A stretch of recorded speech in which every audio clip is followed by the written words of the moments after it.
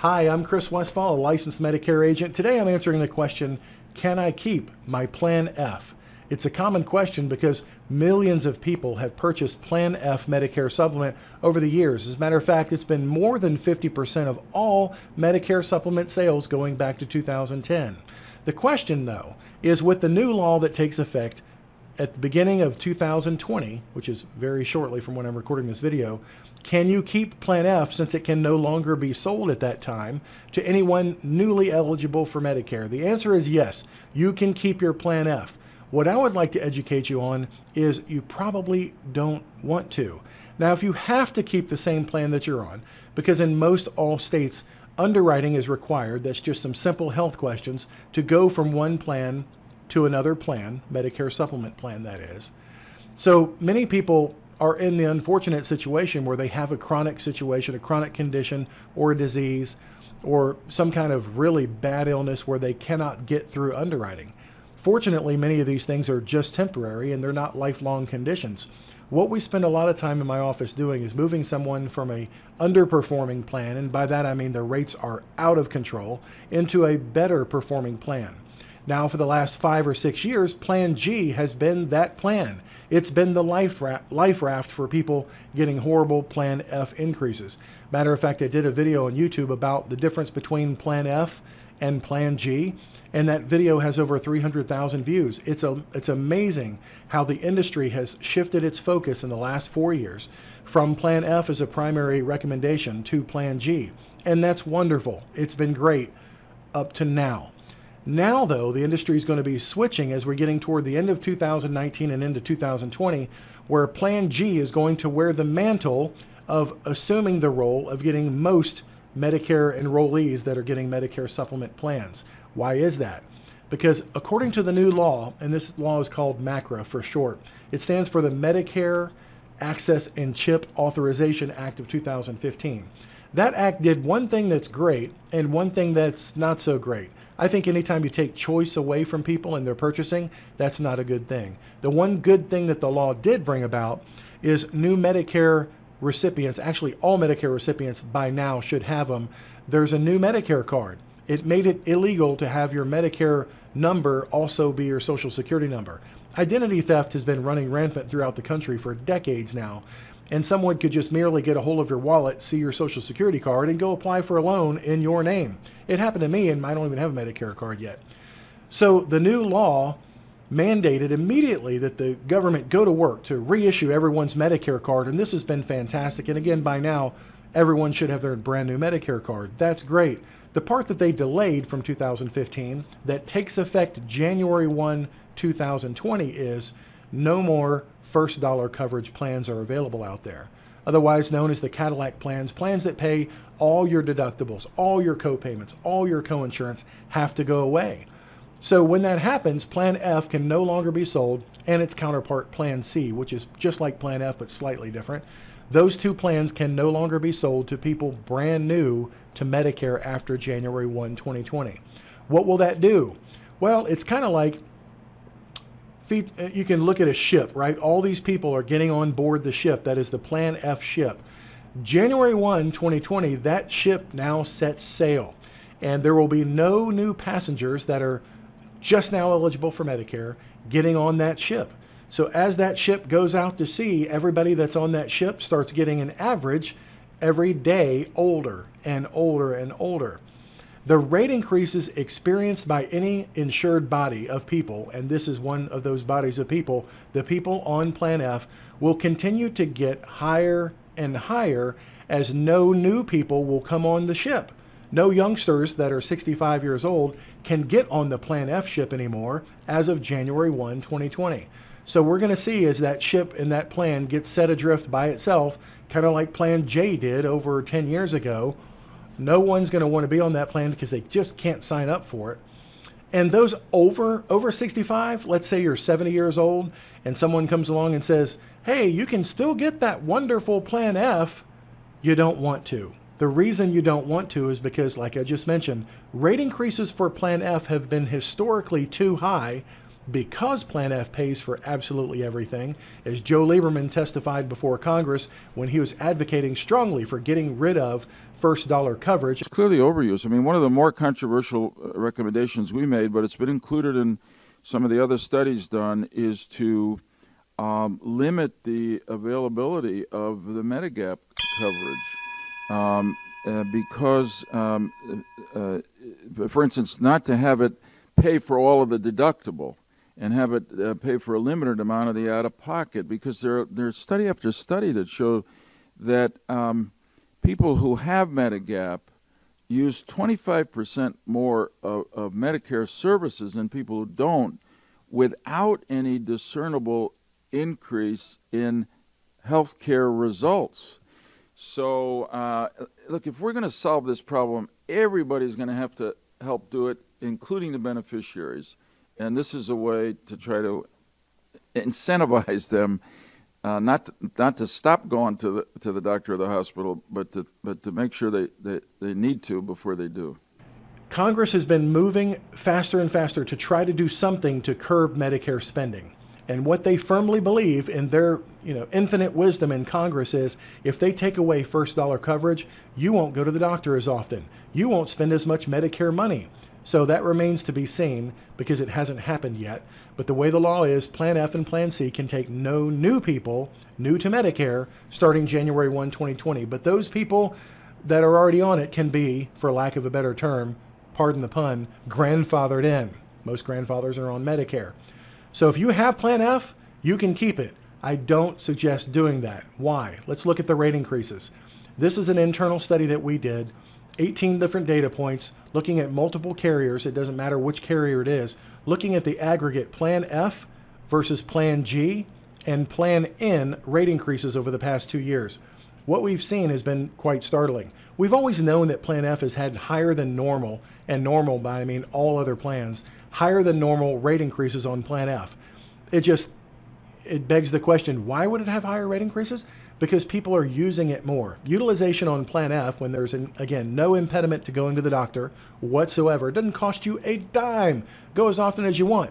It's just like going down to the all-you-can-eat buffet and saying, well, if it doesn't cost me anything, I'm just going to go up for one more trip.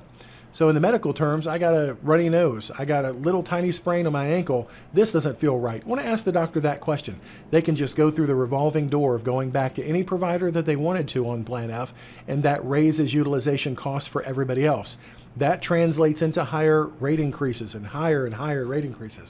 Well, now we're going to compound that with the fact that Plan F always was the go-to because it cost the most, and I believe industry lobbyists made it this way. If you are losing your employer plan or you're losing your Medicare Advantage plan, Medicare says you can get a guarantee issue Medicare supplement. One plan. What is that one plan? You can get Plan F as guarantee issue.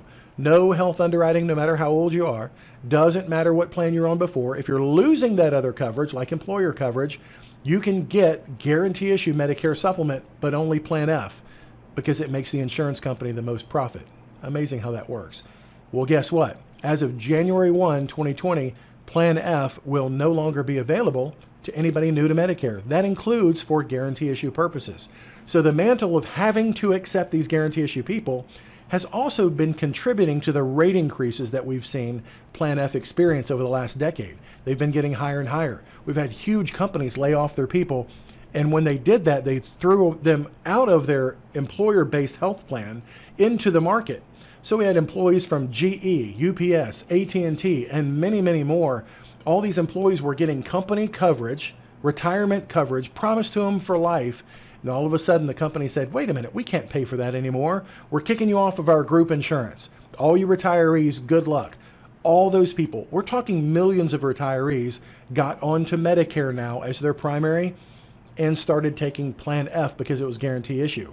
We got thousands of those people calling my office. We tried to direct them, those that could qualify with health questions, get them on a different plan other than Plan F, because we saw this coming, this tsunami of all the guarantee issue people losing their corporate retiree coverage, and it really did happen. So now Plan F is set adrift. It's have high rate increases because of utilization, has high rate increases because of having to have accepted all the guarantee issue people, and now Plan F is going to have the distinction of being set adrift. no one new can join Plan F at the end of 2019 when 2020 starts. What does that mean? Plan G and Plan D, which no one buys. Plan G will become the de facto standard for guarantee issue people. So if you have Plan G right now, you're okay, but the rates, we're already seeing them to start factoring in the fact that those people, the Plan G, has to accept the new guarantee issue people as well. So Plan F is going to be gone for people considering their new Medicare options, newly eligible to Medicare, and Plan G will be taking the place of all new open enrollment people and open enrollment people who are getting guarantee issue because they're kicked off of a group plan, kicked off a Medicare Advantage plan. And those people could be 80 years old, suddenly losing retiree coverage, and regardless of their health, Plan G will have to take those guarantee issue situation people. That's going to do devastating things to their rate increases over time for Plan G. That's my personal opinion. Well, we watched it with Plan F. So you can already see in this trend line on the screen right there that the yellow line is showing what the insurance companies are getting approved by the state departments of insurance as rate increases right now.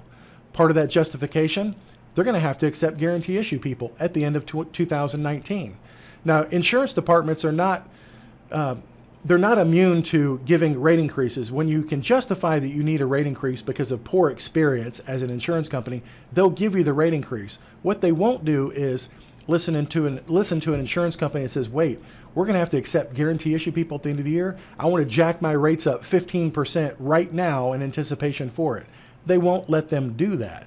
They have to very small incrementally raise those rates in anticipation for what they see is going to be a roadblock in the future. And that's what we're seeing with these rates. You can see Plan F is going sky high. That's nothing new. Plan G, though, the fact that it's crawling higher than normal is really disappointing, and we could not have seen this come before the new MACRA law was passed, and Plan F has been now eliminated starting for January 1, 2020 for newly eligible people, the caveat there. So what's left? What's the alternative? My recommendation now for people newly eligible to Medicare and people who can make a change, and sometimes that's not everybody, and that breaks my heart. It really does. When we call all of our people that are renewing, every year they have a rate increase or a potential rate increase with their carrier, and we go over options with them. It breaks my heart to hear that some people have had those things happen to them. Heart attack, stroke, cancer, congestive heart failure diagnosis, diabetes with complications diagnosis. All those things will, at least temporarily, stop you in your tracks being able to move to a different Medicare supplement plan. Unless you're in certain states. Certain states you can move. California, you can move on your birthday. Missouri, you can move on the anniversary of your policy. Washington, anytime. New York, anytime. Connecticut, Vermont, there's different rules. But for the majority of the states, you have to qualify based on health underwriting. We know all the qualifications and all the health questions, so we can go over that with you. My point is this. I encourage you to get highly educated. Doesn't take much, really. I'm going to provide that information for you now. Look down there. That website that I just made explains all of this. It explains what MACRA is and how that's going to impact your Plan F and your Plan G and your Plan N. I firmly believe, it's my opinion, and I've been saying it for, a year now? Plan N is the safe harbor for people on Medicare supplements right now. That's the place you should be, Plan N. So I explain all that in a very easy to find video that I encourage you to watch and share at plannmedicare.org. Plannmedicare.org. Looks at all the latest trends, all the data, and why that's going to be the most stable plan going forward and what's involved in it. Yes, it's more investment on your part. Not in premiums. Actually, your premiums will go down probably quite significantly. So your premiums are going to come down. But on Plan N, when you go to the doctor, you can have a copay up to $20. Now, this is not something strange for people leaving an employer or a retiree plan. They've had copays the whole time. A small $20 copay to go to the doctor is not very significant. Or $50 if you go to an emergency room. And you could be exposed to paying excess charges. Well, I'll explain that in another video coming up very soon. 96%, according to an Aetna study, 96% of doctors accept Medicare assignment, which is Medicare is payment, Medicare plus the supplement, for all of your bills. That's the big deal. So Medicare excess charges could be something that you have to face on Plan N, but only in the 4% of cases where your doctor does not accept Medicare assignment. It's very, very small that could happen to you. What we do in our office is we look up your doctor to see if your doctor does accept Medicare assignment. If all of your providers accept Medicare assignment, the likelihood of you ever being exposed to excess charges is about that much. And we're talking excess charges of like $10 or $15 on something special you would have had done.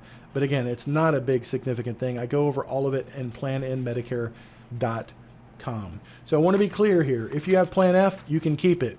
The trends say it's not a good idea. I don't recommend it because the writing's on the wall. That ship has sailed.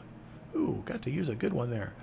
So if you want to be on a ship that's set adrift with people that are getting older as a group, and that's all insurance is. It's the insurance, the pooling together of a law of large numbers.